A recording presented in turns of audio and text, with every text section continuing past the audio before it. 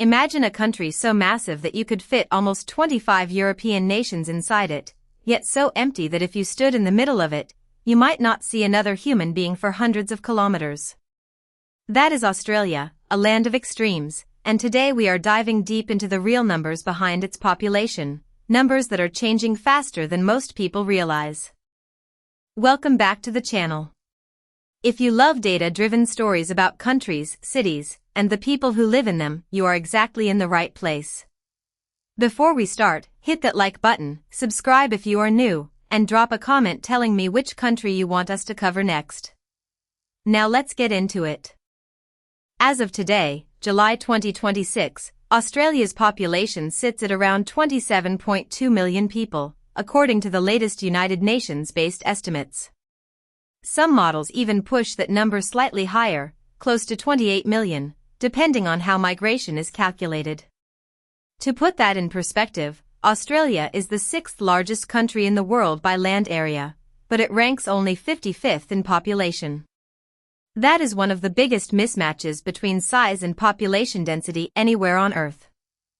Here is the shocking part. Despite being almost as big as the continental United States, Australia has a population density of roughly 3.5 people per square kilometer. Compare that to countries like Bangladesh or the Netherlands, where you get over 1,000 people crammed into the same space.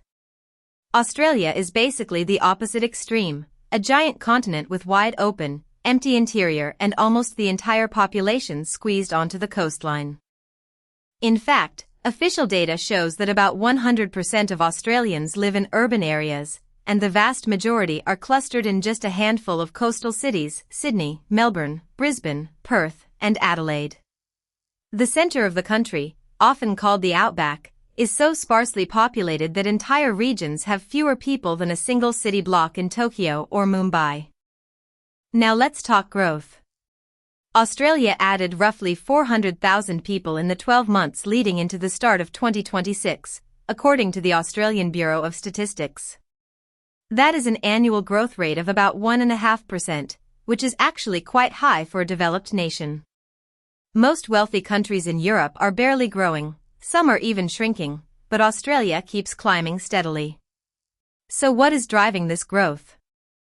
The answer lies almost entirely in one word: migration. Net overseas migration contributed around 300,000 people to Australia's population in the most recent year, while natural increase, meaning births minus deaths, added just over 100,000. That tells you something important. Migration is now doing the heavy lifting for Australia's population growth, not birth rates. And when you look at where these migrants are coming from, the numbers are fascinating. Roughly 1 in 3 Australians today was born overseas. That is one of the highest proportions of foreign-born residents among any developed country in the world. India, England, China, and New Zealand are currently the top source countries, but here is the twist: migrants born in India have shown the fastest growth of any group over the past decade, overtaking traditional migration patterns from the United Kingdom that dominated for generations. This is reshaping Australian cities in real time. Suburbs that once had strong European identities are now home to thriving Indian, Chinese, and Southeast Asian communities. Walk through parts of Melbourne or Sydney today and you will hear a dozen languages within a few blocks, something that would have been unthinkable just 30 years ago. Let's talk about the age of this population, because it tells an equally important story. The median age in Australia is now around 39.5 years, notably higher than the global average of 31. This means Australia, like much of the developed world, is aging. Life expectancy here is among the highest on the planet, over 84 years on average, with women living to around 86 and men to about 82. People are living longer, but they are also having fewer children, which is exactly why migration has become so critical to keeping the population growing. Now here is a number that might genuinely surprise you. Every single day, Australia gains close to 700 to 1,000 people net, when you combine births, deaths, and migration. That means roughly 1 new Australian resident every 1 to 2 minutes, 24 hours a day, 7 days a week. Multiply that out and you get hundreds of thousands of new residents every year, quietly reshaping the country's demographic map without most people noticing day to day. Let's zoom into the cities for a moment, because this is where the real transformation is happening. Capital cities across Australia grew by over 300,000 people in a single recent year, an increase of almost 2%. Sydney and Melbourne remain the twin giants, each home to more than 5 million people, making them true global cities.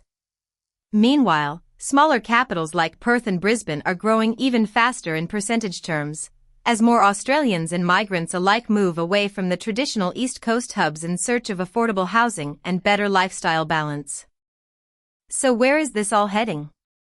According to the Australian Bureau of Statistics, the country is on track to cross 30 million people somewhere between 2029 and 2033.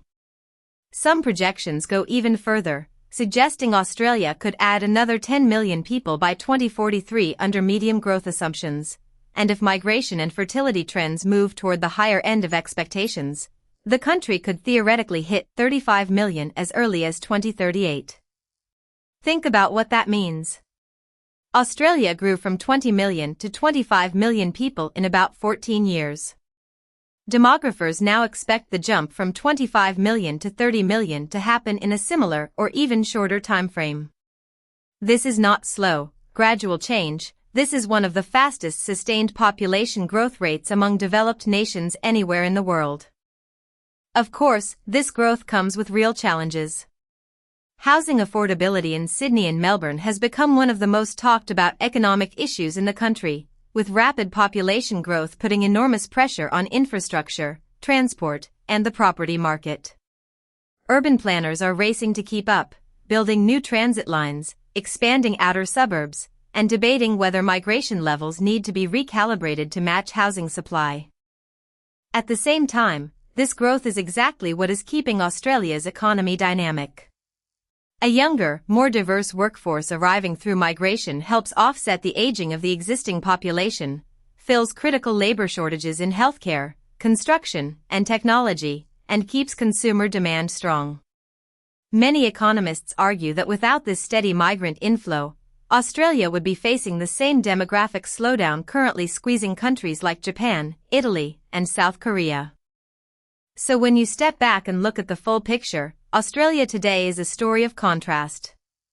A country of vast empty deserts and dense, multicultural coastal cities. A nation with declining birth rates but rapidly increasing population. A place where nearly 1/3 of the people you meet were not even born there, yet call it home just as proudly as anyone else. Whatever direction it takes from here, one thing is certain: Australia's population story over the next 2 decades is going to be one of the most closely watched demographic transformations among any developed nation on Earth. If you found these numbers as fascinating as I did, make sure to like this video, subscribe to the channel for more deep dives into global population trends, and drop a comment below telling me which country's population story you want us to break down next. Thank you for watching, and I will see you in the next one.